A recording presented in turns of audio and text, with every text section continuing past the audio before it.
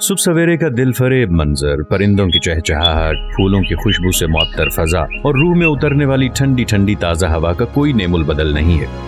चीन जाएंगे तो आपको एहसास होगा कि इनकी फजा कोई बहुत अहम चीज से आ रही है। वहाँ परिंदों की चहचहाहट नहीं होगी। आखिर ऐसा क्यों है? तहकीक की गई तो पता चला कि 1950 की दहाई में चीनी रियासत ने हिफ्ज़ाने सेहत और सेहत आमा को बेहतर बनाने के लिए मुहिम्मात शुरू की। 1958 में चेयरमैन माओ ने 4 पेस्ट कैंपेन शुरू की, जिसका मकसद चूहे, चिड़िया, मक्खियाँ और मच्छरों का चीनी सरजमीन से खात्मा था। बाद में चिड़ियों को फहरिस्त से हटा दिया गया। नाज़रीन, वीडियो में आगे बढ़ने से पहले और आपको बताने से पहले कि 4 कीड़ों की मुहिम क्या थी, आपसे गुजारिश है कि हमारे इस चैनल को सब्सक्राइब कर लें और साथ मौजूद बेल आइकन को जरूर क्लिक कर लें।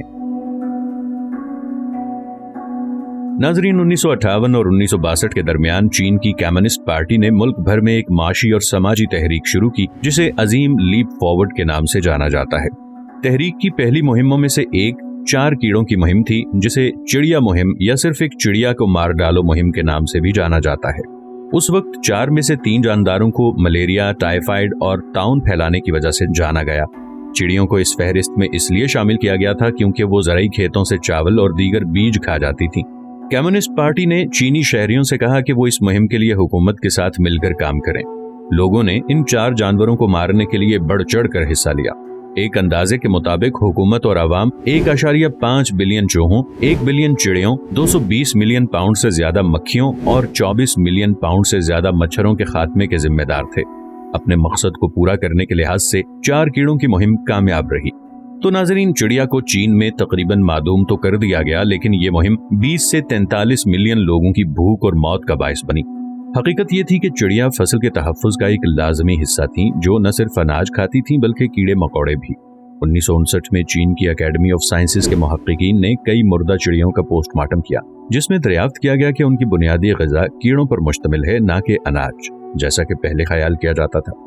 इस मुहिम के कुछ अरसे जारी रहने के बाद चीन में कीड़े मकोड़ों की आबादी में तेजी से इजाफा हुआ, खास तौर पर टिड्डी दल की, क्योंकि चिड़िया उनकी वाहिद कुदरती शिकारी थी। शिकारी और शिकार के दरमियान इस अदमे तवाजुन की वजह से टिड्डियों की ज्यादती मुल्क में आजादाना तौर पर फसलों को खा गई। टिड्डियां लाखों पाउंड अनाज खा गईं। ये माहौलियाती अदमे तवाजुन खुश्कसाली और सैलाब का बाइस बना। 1959 तक फसल की पैदावार में 15% तक कमी वाक़ई हुई। फिर मुल्क को बदतरीन कहत का सामना करना पड़ा।